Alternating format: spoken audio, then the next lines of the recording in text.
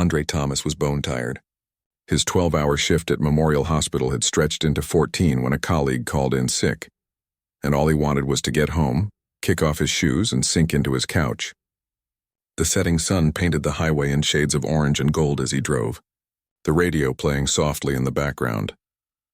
He was about 10 minutes from his exit when he noticed the silver luxury car on the shoulder of the road, hazard lights blinking steadily. A woman stood beside it, one hand on her hip, the other holding a phone to her ear. She was pacing back and forth, her body language screaming frustration. Andre tapped his fingers on the steering wheel. He was exhausted. He had leftover pasta waiting in the fridge. His favorite show would be starting in 30 minutes, but his grandfather's voice echoed in his head. You measure a man by how he treats folks who can't do anything for him. With a sigh, Andre put on his blinker and eased onto the shoulder, parking a respectful distance behind the stranded vehicle. The woman turned as he approached, lowering her phone. She was in her 50s, with shoulder-length brown hair streaked with gray and wearing what looked like an expensive pantsuit. Her expression shifted from hope to caution as she watched him walk toward her. Having some trouble? Andre called out, keeping his voice friendly but not too loud. The woman hesitated before responding. Flat tire. I was on the phone with roadside assistance, but they said it'll be at least an hour. Andre nodded, understanding her predicament. The sun would be down soon, and this stretch of highway wasn't well lit. I'm happy to help if you'd like, he offered, stopping a few feet away to give her space. I've changed plenty of tires in my time. The woman studied him, taking in his hospital scrubs and ID badge still clipped to his pocket. Andre knew what she was seeing, a 6-foot-tall black man approaching her on a lonely stretch of road. He'd been in this situation before. My name's Andre, he added, pointing to his badge. I work over at Memorial. Just finished my shift. Something in her posture relaxed slightly. I'm Elizabeth, she said after a moment. Are you sure you don't mind? I don't want to trouble you. No trouble at all, Andre said, offering a tired smile. Better than waiting an hour, right? Elizabeth nodded, canceling her roadside assistance call. It's the back passenger side. I ran over something, I think. Andre rolled up his sleeves and moved toward her car, a late-model Audi that probably cost more than he made in a year. Do you know where your spare and tools are? In the trunk, I believe, Elizabeth said, pressing a button on her key fob to pop it open. Andre found the compact spare, jack, and lug wrench neatly stored in a compartment.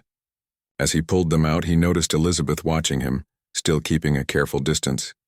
Been at the hospital long? She asked, clearly trying to make conversation but also sizing him up. Coming up on 7 years now, Andre replied, positioning the jack under the car's frame. I'm a radiologic technologist. X-rays, CT scans, that sort of thing. That sounds interesting, Elizabeth said, her voice a bit warmer. It can be, Andre said as he started loosening the lug nuts.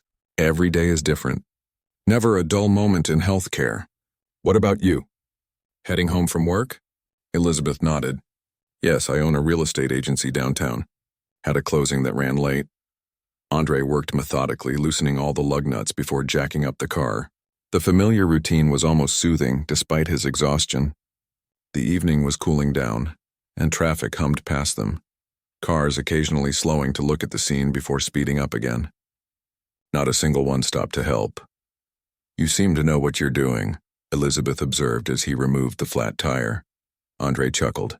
My dad made sure all of us kids could change a tire before we got our driver's licenses. Said it was just as important as knowing how to parallel park.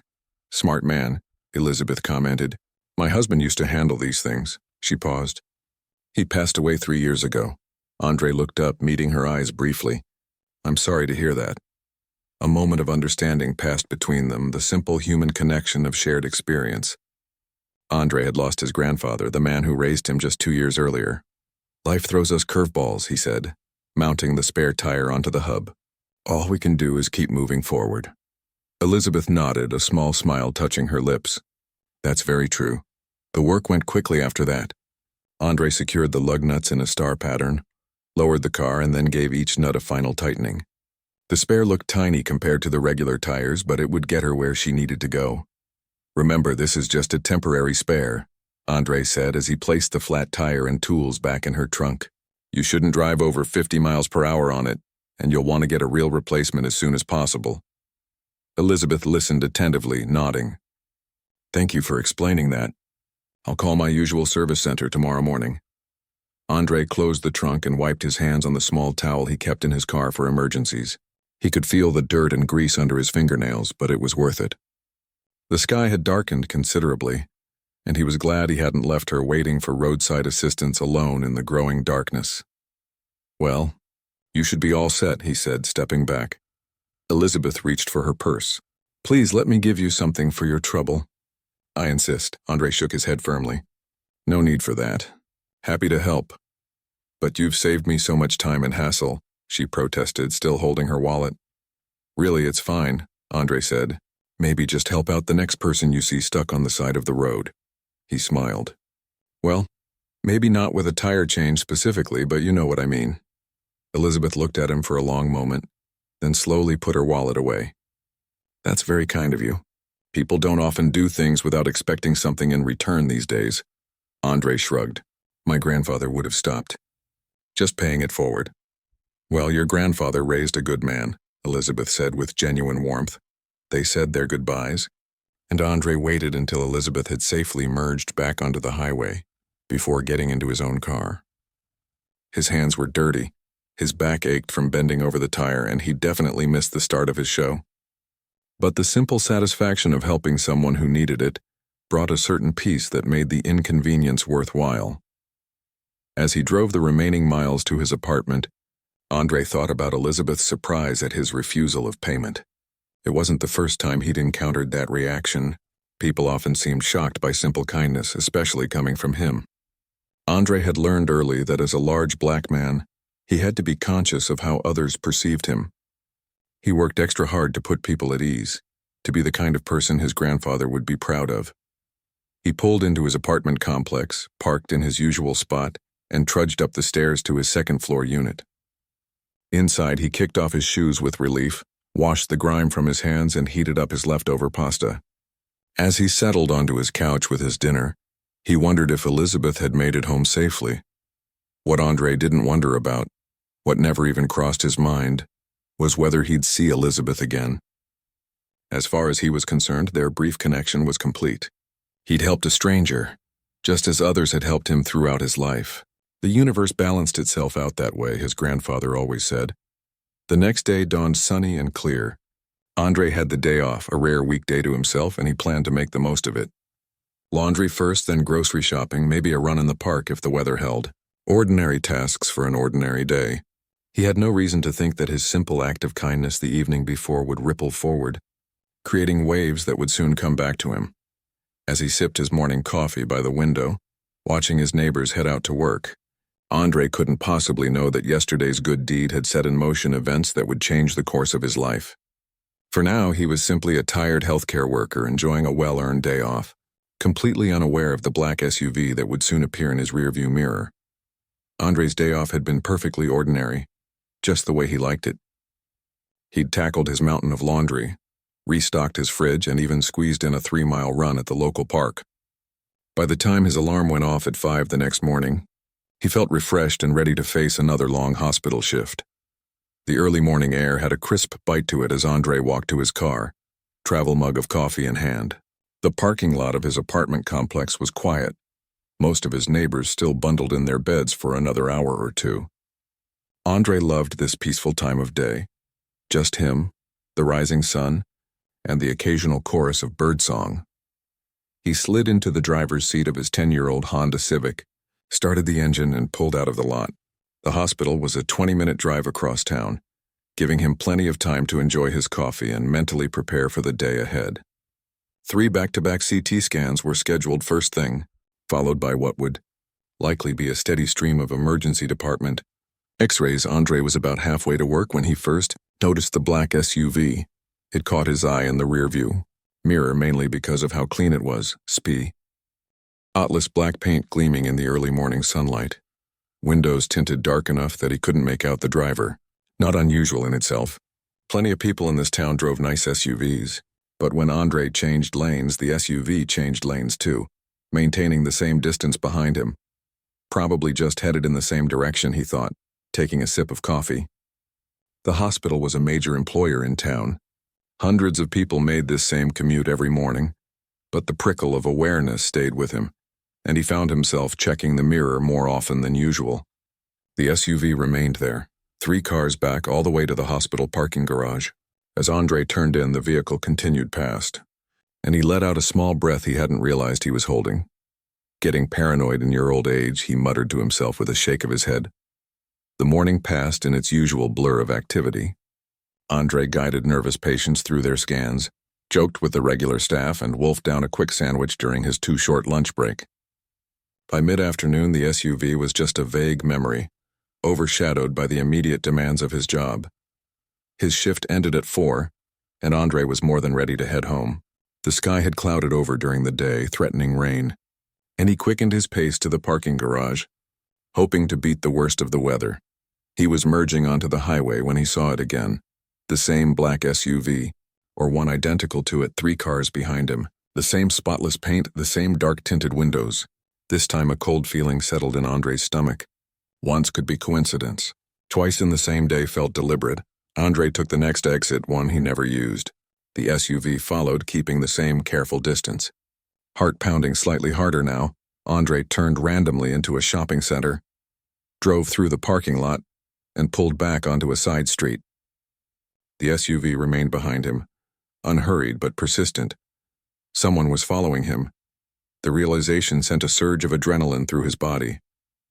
Andre's mind raced through possibilities, none of them good. Had he cut someone off in traffic without realizing it? Was this some kind of road rage that had festered overnight? Or was it something worse, someone who had targeted him specifically?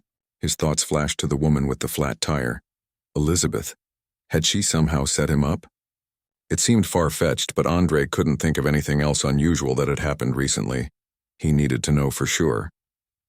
Taking a deep breath, Andre made a series of turns, navigating through a residential neighborhood he knew fairly well from his morning runs. 4 right turns in a row would create a complete circle. No one would drive like that unless they were deliberately following someone. The SUV made all 4 turns. Andre's hands tightened on the steering wheel. He wasn't imagining things. His next move needed to be careful. Going home was out of the question. He didn't want whoever this was knowing where he lived. The police station was an option, but what would he tell them? That someone in a nice car was driving behind him? They'd likely dismiss his concerns. He decided on a public place instead. There was a busy grocery store about 5 minutes away. Lots of people, probably security cameras in the parking lot. Andre merged back onto a main road and headed there, constantly checking his mirrors. The SUV maintained its position, neither gaining nor falling back. The grocery store parking lot was half full, with steady foot traffic going in and out of the automatic doors. Andre chose a spot near the entrance in full view of several other shoppers. He parked, killed the engine, and waited, watching in his mirrors. The black SUV cruised slowly past his car, then pulled into a spot 4 spaces away. Andre's heart hammered in his chest. He'd half expected the vehicle to keep going once he'd parked, to reveal his fears as nothing but paranoia. But now someone was about to get out and he would finally see who had been tailing him. Andre reached for his phone and quickly called his brother, Leon. "Hey, what's up?" Leon answered, sounds of his busy restaurant kitchen in the background. "Listen," Andre said quickly. "I think someone's following me. Black SUV, tinted windows. Been on my tail since this morning. What?" Leon's voice sharpened. "Where are you?" "Miller's Grocery on Westbrook. Parked right out front. They just pulled in too. Gonna see who it is." "Don't get out of the car," Leon said firmly. "I'm sending Raymond over right now." Raymond was Leon's head chef and built like a linebacker. "He's 5 minutes away. Just stay put." "I'm not going anywhere," Andre assured him, eyes still fixed on the SUV. "Just wanted someone to know where I am." As he watched, the driver's door of the SUV finally opened. A man stepped out, tall, white, somewhere in his 40s, wearing a charcoal suit that screamed money. He didn't look like a road rage type or a common criminal. If anything, he looked like a lawyer or a businessman. The man straightened his jacket, glanced around the parking lot, and then looked directly at Andre's car. There was no doubt now that Andre was his target. The man began walking toward him with purpose. "Someone's coming over," Andre told Leon, his voice tense. "Guy in a suit." "Stay in the car, door's locked," Leon repeated. "Raymond's on his way." Andre ended the call and hit the button to lock his doors, his mind racing. The man's appearance didn't make sense. Andre couldn't think of any reason why someone like this would be following him. He'd paid his taxes, had no legal troubles, hadn't upset any rich people that he knew of. The man stopped beside Andre's car and gave a small, polite wave, gesturing for Andre to roll down his window. His expression was neutral, almost pleasant. Andre cracked the window just an inch. "Can I help you?" he asked, unable to keep the edge from his voice. "Mr. Thomas?" the man said. "Andre Thomas?" The fact that the stranger knew his name sent another jolt of alarm through Andre. "Who's asking?" "My name is Richard Harrington," the man said, reaching slowly into his jacket. Andre tensed, but the man only pulled out a business card, which he offered through the crack in the window. "I believe you assisted my mother, Elizabeth Harrington, 2 days ago when she had a flat tire." Andre took the card cautiously. It was heavy. Expensive cardstock with embossed lettering, Richard Harrington, CEO, Harrington Foundation. Below that was a phone number and email address. "Your mother?" Andre repeated, the pieces starting to click into place. "The woman with the Audi?" Richard nodded. "That's right. I apologize for the unorthodox approach. I was hoping we might have a conversation." Just then, a battered pickup truck screeched into the parking lot and stopped at an angle behind Andre's car. Raymond leapt out, all 6'4" of him moving with surprising speed for his size. "Everything okay here?" Raymond called out, striding toward them with his shoulders squared. Andre quickly rolled down his window further. "It's okay, Ray," he said, though relief flooded through him at the sight of his brother's friend. "Just a misunderstanding." Richard Harrington raised his hand slightly, palms out in a placating gesture. "Completely my fault," he said smoothly. "I should have called ahead instead of—" He paused, seeming to realize how his actions might have appeared. "Instead of following Mr. Thomas, I can see now how that might have been alarming." Raymond crossed his arms, unconvinced. "Andre?" Andre studied Richard's face, searching for any hint of threat or deception. He found only what appeared to be genuine remorse mixed with something else. Eagerness, perhaps? "It's fine," Andre decided, shutting off his car's engine. "But let's talk out here in the open." He got out of his car, nodding his thanks to Raymond, who backed up but remained within earshot. "Again, I apologize," Richard said once they were face to face. "My mother told me how you helped her, and I wanted to thank you personally, but I should have found a more appropriate way to reach out." Andre glanced at the business card again. "So you followed me all day to say thank you?" "That doesn't make much sense, Mr. Harrington." Richard had the grace to look embarrassed. "No, you're right. The truth is I have a proposition for you. A job offer, actually. But I wanted to observe you first. Get a sense of your character beyond what my mother described." Andre raised an eyebrow, skepticism written across his face. "You stalked me to offer me a job?" "When you put it that way, it sounds terrible," Richard admitted. And it was. Poor judgment on my part. He glanced at Raymond, who was still watching them like a hawk. "Perhaps we could discuss this properly? Coffee tomorrow, maybe? No more following, I promise." Andre wasn't sure what to make of any of this. Part of him wanted to tell Richard Harrington to take his job offer and shove it. Following someone was crossing a major line. But curiosity tugged at him too. What kind of job would have the CEO of a foundation resorting to such extreme measures? "One coffee," Andre said finally. "And an explanation." Richard nodded, looking relieved. "That's all I ask. Thank you." He pulled out another business card and a pen, scribbling on the back. "Here's my personal number. Text me when and where, and I'll be there." As Richard walked back to his SUV, Raymond came to stand beside Andre. "You sure about this?"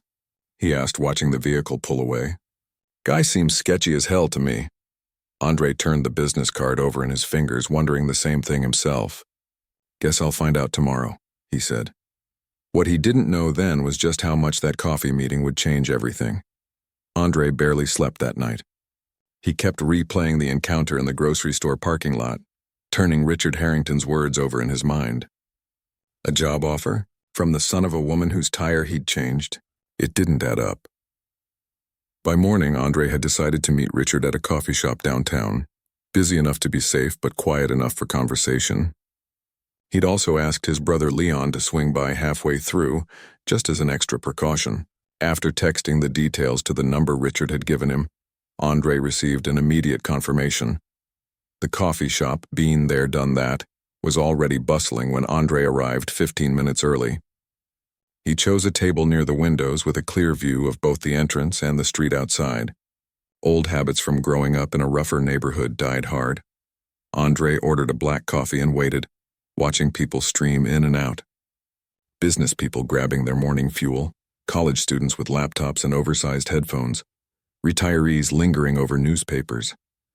The normality of the scene calmed his nerves somewhat. At exactly 10 o'clock, the door swung open and Richard Harrington walked in. Today he wore a navy suit, still expensive looking but less formal than yesterday's outfit. He spotted Andre immediately and gave a short nod before stepping to the counter to order. Andre used these few moments to study the man. Richard moved with the easy confidence of someone accustomed to power, but there was nothing threatening in his demeanor. If anything, he seemed almost nervous, tapping his fingers against his leg as he waited for his drink. When Richard approached the table, Andre gestured to the empty chair across from him. "Right on time." "I appreciate punctuality," Richard said, setting down a large mug of something that smelled like cinnamon. "And I appreciate you agreeing to meet me, especially after yesterday. I know my approach was unorthodox." "That's one word for it," Andre said, not quite ready to let him off the hook. "Stalking is another," Richard winced. "Fair enough. I owe you an explanation." "I'm listening." Richard took a sip of his drink, organizing his thoughts. "My mother called me the night you helped her. She was quite taken with you, not just because you stopped to change her tire, but because of how you handled yourself. She said you were kind, professional, and refused payment." He set his mug down. "Those qualities are rarer than you might think, Mr. Thomas." "Andre," he corrected, still wary but willing to hear the man out. "And I was just raised to help when I can. Nothing special about that." "I disagree," Richard said. "But let me back up a bit. Do you know anything about the Harrington Foundation?" Andre shook his head. "Never heard of it until I saw your card.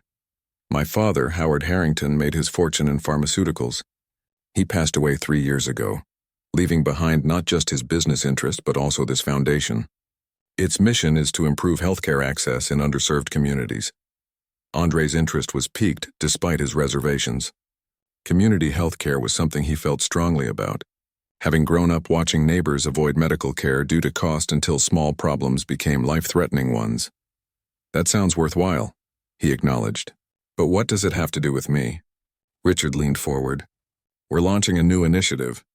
Mobile diagnostic clinics, specially equipped vans that can bring X-ray, ultrasound, and basic lab services directly to neighborhoods where people might not have easy access to hospitals or medical centers. Like a mammogram van, but more comprehensive," Andre said, professional interest overtaking his caution. "Exactly," Richard nodded, clearly pleased that Andre understood. "We've secured the funding and equipment. What we lack is the right person to spearhead the program, someone with both technical medical knowledge and the kind of people skills that can put patients at ease. Someone trustworthy." Andre took a long drink of his coffee, processing this information. "And you think that's me? Based on a 15-minute interaction changing a tire. Based on that, plus what my mother observed about your character, plus your professional background." Richard reached into his jacket and pulled out a folded piece of paper. "You've been at Memorial Hospital for 7 years as a radiologic technologist. Before that, you worked at County General. You've received 3 commendations for patient care, and you volunteered twice a month at the free clinic on West Side." Andre felt a chill run down his spine. "You looked into me." "We did," Richard admitted without apology. "We're entrusting someone with a multi-million-dollar program. Due diligence was necessary. So the following yesterday was to observe how you interact with people in your daily life. Unprofessional and invasive, I admit. My security team suggested it as part of our vetting process, but that doesn't excuse it. I should have simply approached you directly." Andre sat back in his chair, conflicted. Part of him was still deeply uncomfortable with the invasion of privacy, but another part was intrigued by the project itself. Mobile diagnostics could help so many people in his old neighborhood. What exactly would this job entail? He asked finally. Richard seemed to relax slightly, sensing Andre's shift from suspicion to interest. "You'd help design the program from the ground up. Choose equipment, Train staff, develop protocols, and eventually oversee operations. Full creative control. With the foundation's resources behind you. The salary would be double what you're making now with comprehensive benefits. Just as Richard finished speaking, the door to the coffee shop opened, and Leon walked in. His eyes found Andre immediately, eyebrows raised in silent question. Andre gave a small nod to indicate everything was fine. Leon acknowledged this with a barely perceptible tip of his chin, then got in line at the counter, though he kept Andre in his peripheral vision. "That's my brother," Andre explained. "My backup plan in case you turned out to be some kind of rich psycho." Richard had the grace to look embarrassed. Understandable given the circumstances. A comfortable silence fell as both men sipped their drinks. Andre's mind was racing. The opportunity sounded incredible, too incredible almost. People like him from his background didn't usually get handed chances like this. "Why me?" he asked suddenly. "There must be hundreds of qualified medical professionals out there. People with more experience, advanced degrees, connections. Why pick a random guy who changed your mother's tire?" Richard considered the question carefully. "The technical skills, those we can find easily enough. What's harder to find is someone who instinctively sees a person in need and stops to help, without calculation or expectation of reward. Someone who treats everyone with the same respect, regardless of their status or appearance." He paused. "My mother said you treated her with kindness when many would have seen an entitled rich woman, and either ignored her or expected payment." Andre shifted uncomfortably at the praise. "Like I said, just how I was raised." "Exactly," Richard said with a smile. "And that's precisely what we want for this program. Someone raised with the right values." Leon approached their table, coffee in hand. "Everything good here?" he asked, his tone casual but his eyes watchful. Andre made the introductions. "Leon, this is Richard Harrington. Richard, my brother Leon." The men shook hands, sizing each other up. "Mr. Harrington was just offering me a job," Andre explained. "Running a mobile diagnostic program for his foundation." Leon's eyebrows shot up. "For real? What kind of salary we talking?" "Leon," Andre admonished, but Richard laughed. "It's a fair question. The base salary would be $120,000, plus performance bonuses, full benefits, of course, and a foundation car for business use." Leon whistled low. "Damn, baby brother. All from changing a tire." He clapped Andre on the shoulder. "Ma would be proud." The mention of their mother sent a pang through Andre's chest. She'd worked 2 jobs most of her life to keep them housed and fed after their father took off. She'd passed away 5 years ago, never having seen either of her sons achieve the kind of financial security this job would provide. "I'd need to think about it," Andre said, turning back to Richard. "And I'd want to see everything in writing." "Of course," Richard replied, pulling a business card holder from his jacket. He extracted not one but several cards, sliding them across the table. "These are the contact details for our HR director, our legal counsel, and our current medical director. Feel free to call any of them with questions. I'll have a formal offer letter sent to you by end of day." Leon, satisfied that his brother wasn't in any danger, made his excuses and headed back to his restaurant, but not before giving Andre a look that clearly said, "Take the damn job." Once Leon had gone, Richard finished his coffee and stood up. "I won't take any more of your time today. You have a lot to consider." Andre rose as well. "One more question," he said as they walked toward the door. "Why the whole surveillance thing? Why not just call me at the hospital?" Richard sighed. "Honestly, we've had problems in the past with people presenting well in interviews, but turning out to be less than ideal. My mother was so impressed with you that Ray was quiet, processing everything he'd seen and heard. He recognized the truth in Dr. Washington's words. He'd grown up watching neighbors avoid medical care for the same reasons. Back in the car, Richard didn't push for an answer. He simply handed Andre a folder. "Take the weekend to think it over. All the details are in here, including a formal offer letter that needs your signature if you decide to join us." Andre nodded, tucking the folder under his arm. "I appreciate the time you've taken today. It's given me a lot to consider." "We'd be lucky to have you," Richard said simply. That evening, Andre sat on his balcony, watching the sunset paint the city in shades of gold and pink. The folder lay open on the small table beside him, the offer letter on top. The salary figure still made him blink, but now it wasn't the money that was pulling at him. It was the faces he'd seen at the clinic. The elderly man with the oxygen tank. The young mother with her baby. The teenagers trying to look tough while clearly scared about whatever had brought them there. People just like the ones he'd grown up with. People he could help in a real, tangible way. Andre picked up a pen and hovered it over the signature line. The weight of the decision settled on his shoulders. Not a burden, but a responsibility. A chance to make a difference. As the last rays of sunlight disappeared below the horizon, Andre made his decision. 6 months seemed to pass in the blink of an eye. Andre had signed the contract that night on his balcony, and since then his life had transformed completely. The learning curve had been steep. Budget management, staff hiring, community relations, but he'd thrown himself into the work with everything he had. Today was the day it all came together. The grand opening of the first Harrington Mobile Diagnostic Center. Andre stood in front of the gleaming white vehicle, which looked more like a small bus than a van. Custom built to his specifications, it contained a digital X-ray suite, ultrasound equipment, a basic lab for blood work, and 2 private exam rooms. The exterior was painted with a simple blue stripe and the words, Community Health Services, along with the Harrington Foundation logo. Nervous? Richard asked, appearing beside him in the early morning light. They were parked in the lot of the Eastside Community Center, the same clinic they'd visited 6 months earlier. A little, Andre admitted, straightening his tie. He still wasn't used to wearing one every day. What if nobody comes? Richard smiled. They'll come. Dr. Washington has been telling his patients about this for weeks. As if summoned by his name, Dr. Washington emerged from the community center, his white coat bright in the morning sun. The local news crew just arrived, he called. They want to do a quick interview before we open the doors. Andre groaned softly. The public relations aspect of his job was the one part he still struggled with.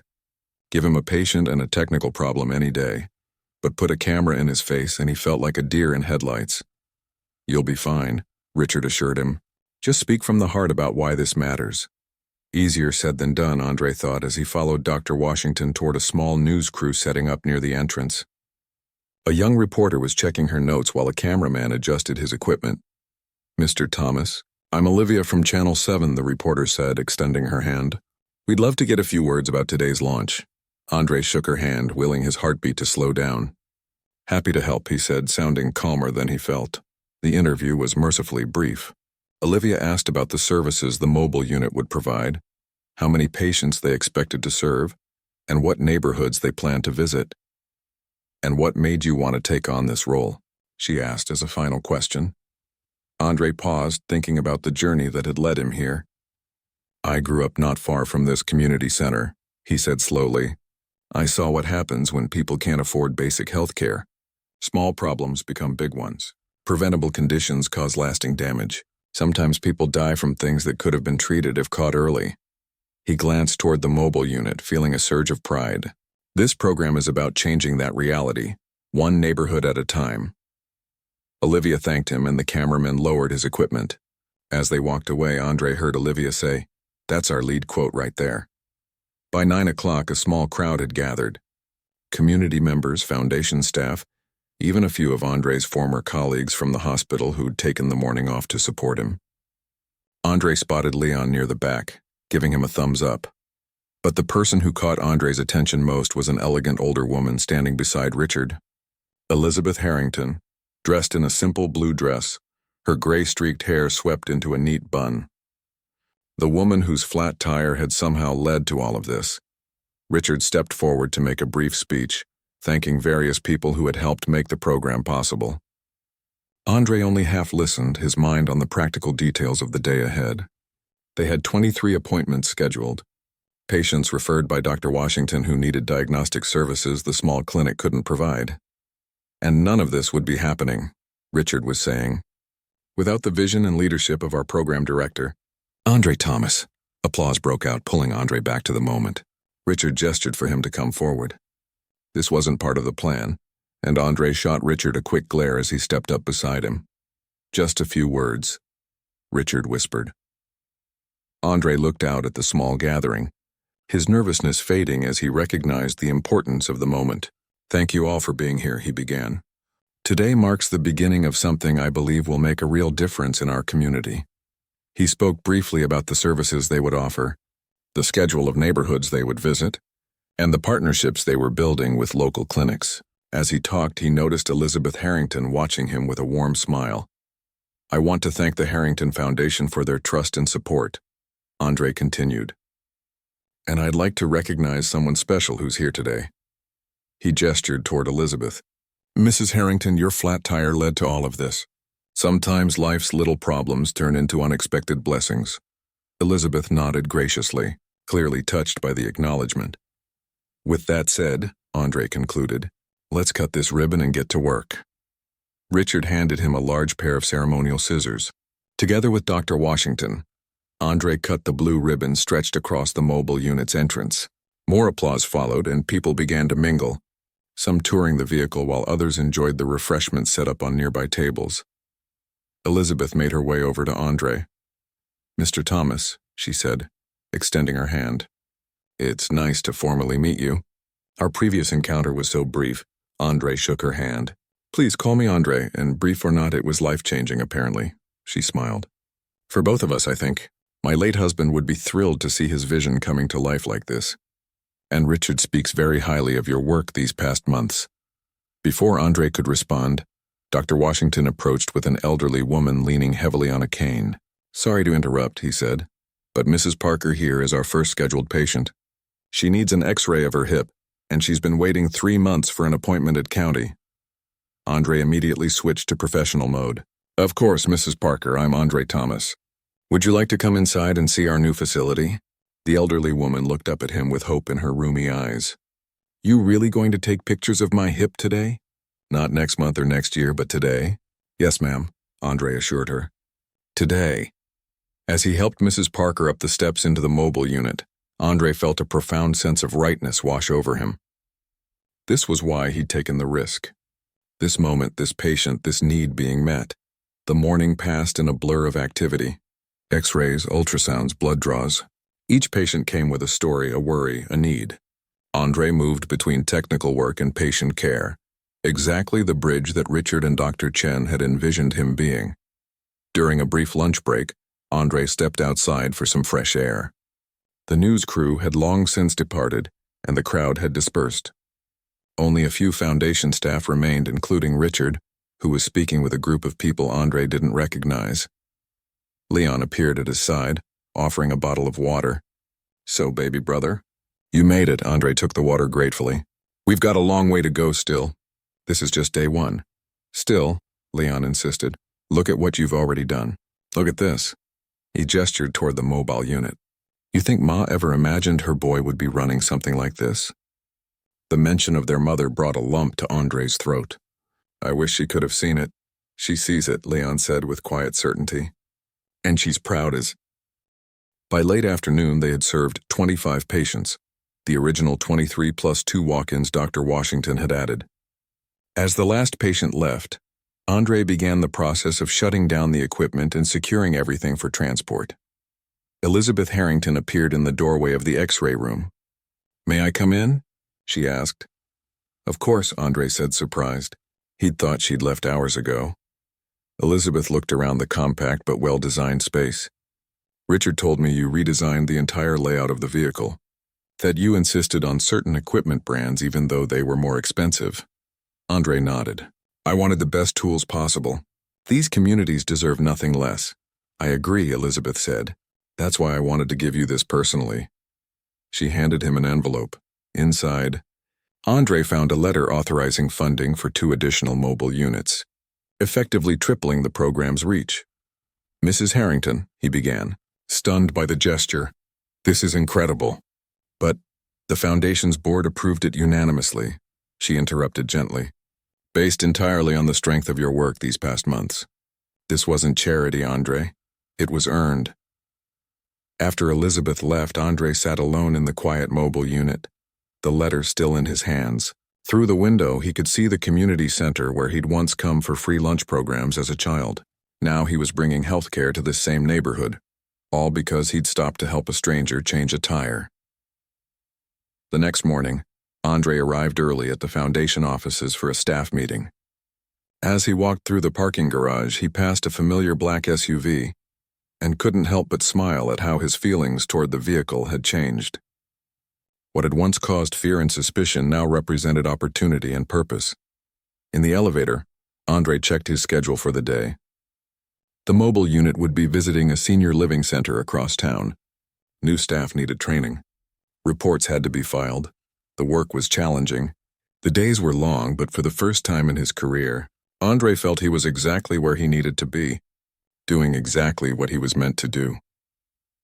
As the elevator doors opened onto the foundation offices, Andre straightened his tie and stepped forward into his new life, a life that had begun with a simple act of kindness on the side of a highway, and had grown into something he never could have imagined.